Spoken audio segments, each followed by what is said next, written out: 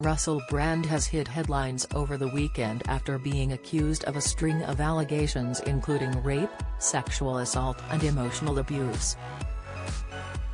In a joint investigation by The Times and Channel 4's dispatches, 4 women are alleged to have come forward with claims, with the incidents taking place at the height of his career between 2006 and 2013.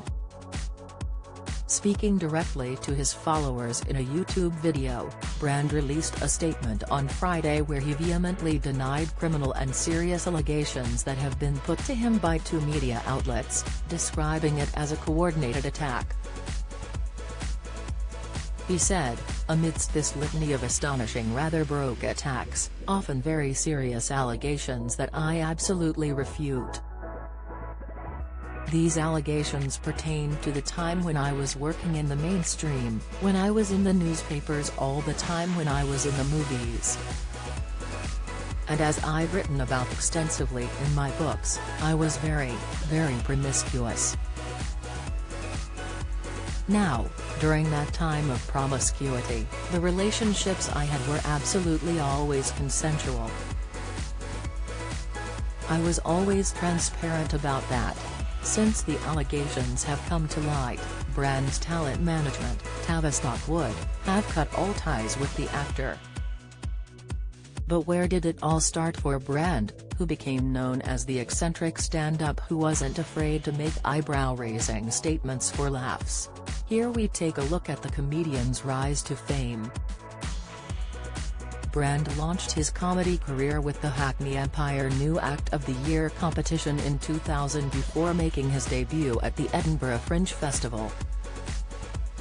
In the same year, he became a journalist for MTV and hosted a number of music shows for the channel. However, just a year later, he was axed from the channel after he dressed up as Osama bin Laden the following day after 9/11. In a later interview, he claimed he was high on heroin at the time. Speaking to comedian Chelsea Handler on her show, he said, "I challenge any of you to take crack and heroin and see how it affects your personal, private and professional life." However, the stunt didn't hinder his career as he went on to have his own show Rebrand, where he discussed taboo topics. But in 2002, he was sacked for his antics once again whilst he was working at XFM Radio, where he read pornographic material on air. But his big break came when he became the face of a spin-off of the hugely popular reality show Big Brother, with Big Brother's Big Mouth on E4 in 2004, which came after a stint in rehab to get clean. However, 3 years later, he announced he would not be returning to the show, and thanked producers for employing an ex-junkie. Whilst presenting on national TV, Brand kept up with his Edinburgh Fringe shows, where he revealed details of his heroin abuse, with another show titled Shame, which looked at how he had been depicted by the mainstream media. His stand-up became so popular that he was able to head on tour in 2007, and even managed to perform in front of the late Queen at the Royal Variety Show. In November, he released his memoir, My Bookie Whoop, which became a huge success. He signed a deal with HarperCollins for £1.8 million a year later, which saw the release of his Guardian columns and second memoir, Bookie Whoop 2, this time it's personal. And after being a regular on TV, Brand moved into the world of movies. His first major film role was in the remake of St. Trinian's, where he played Flash Harry, the chairman of the Board of Governors. A year later, he was cast in the hit rom-com Forgetting Sarah Marshall, where he played rock star Aldous Snow. And in 2010, he starred opposite one of the most comedic actors in Hollywood, Jonah Hill, with Get Him to the Greek. Before his Hollywood film career, Brand had his own BBC Radio 2 show, which he ended up getting suspending from, before he decided to walk from the show altogether after what became known as Saxgate. During the Russell Brand show alongside guest Jonathan Ross, the pair made a series of phone calls on air to Fawlty Towers star Andrew Sachs, where Brand claimed he had sex with the actor's granddaughter, musician Georgina Bailey. The stunt was met with backlash from the public, including then Prime Minister Gordon Brown, which saw the press label it Saxgate. The pair of presenters were suspended by the broadcaster as a result before Brand ended up resigning from his own show. Ofcom later fined the BBC £150,000 over the incident. Moving away from comedy, Brand in recent years has become known as an activist, and set up his own YouTube series The Trues, True News with Russell Brand in February 2014. It has gone on to be criticized for promoting conspiracy theories, and has been associated with far-right figures on the platform.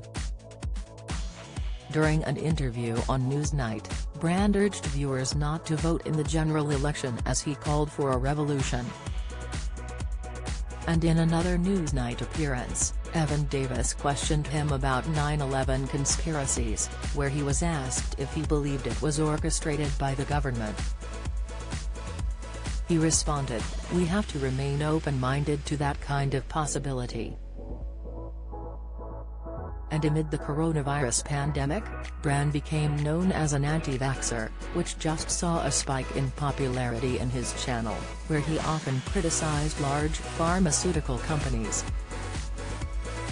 Now with 6.9 million followers on YouTube, he discusses radical views and promotes wellness on the channel.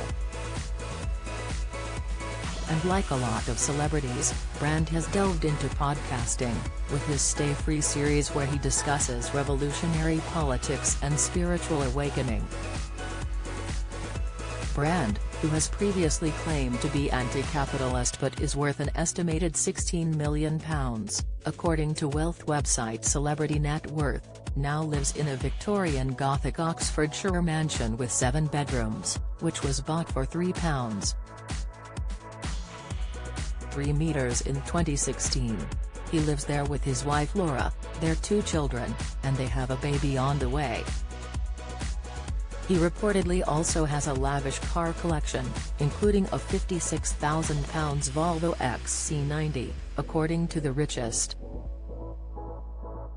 He is also reported to have spent a whopping £1.4 million on a home in Hollywood Hills West in 2013. If you've been a victim of sexual assault, you can access help and resources via www.rapecrisis.org.uk or calling the national telephone helpline on 0808 802 9999. Follow Mirror Celebs on Snapchat, Instagram, Twitter, Facebook, YouTube and Threads.